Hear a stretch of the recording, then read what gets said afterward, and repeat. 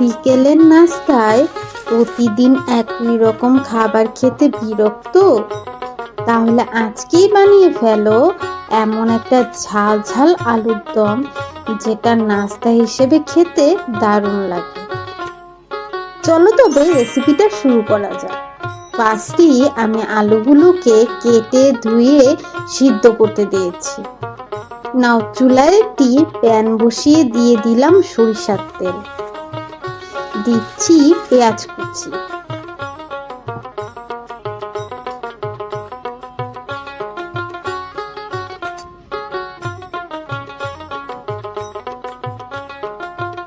পেঁয়াজটা একটু নরম ও হালকা বাদামি হয়ে এলে দিয়ে দিচ্ছি পানি।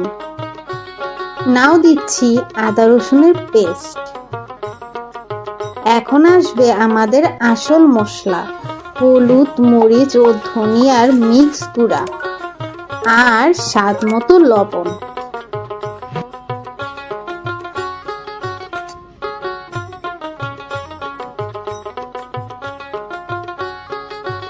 এরপর দিয়ে দিচ্ছি টমেটো কুচি।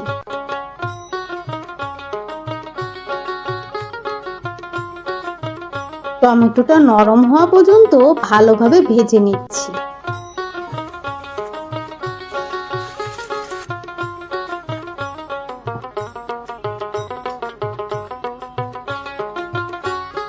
মশলাটা ভালোভাবে কষিয়ে নাও দিয়ে দিলাম আলুগুলো।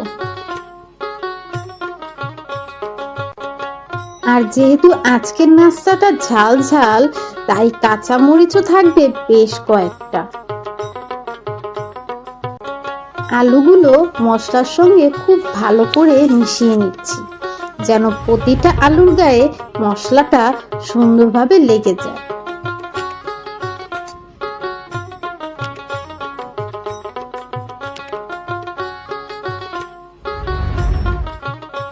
মশলা থেকে যখন তেল ছাড়তে শুরু করবে, তখন বুঝবে মশলা একদম পারফেক্ট ভাবে কষানো হয়েছে। এখন দিয়ে দিচ্ছি তেঁতুলের মার, যাতে টকটক একটা ফ্লেভার আসে।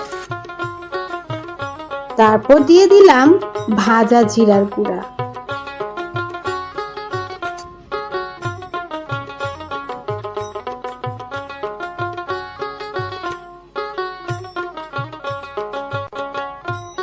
এখন দিয়ে দিচ্ছি সাদা গোলমরিচের গুঁড়া, যার স্বাদ ও গন্ধে কিচেনে একটা চটপটির স্মেল দিচ্ছে।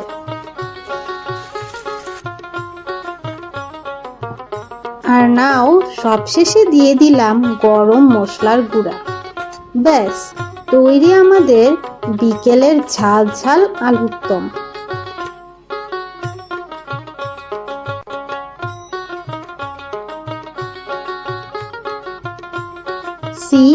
আলুর গায়ে মশলার আস্তরণ, সঙ্গে কাঁচামরিচ, একদম লোভনীয়।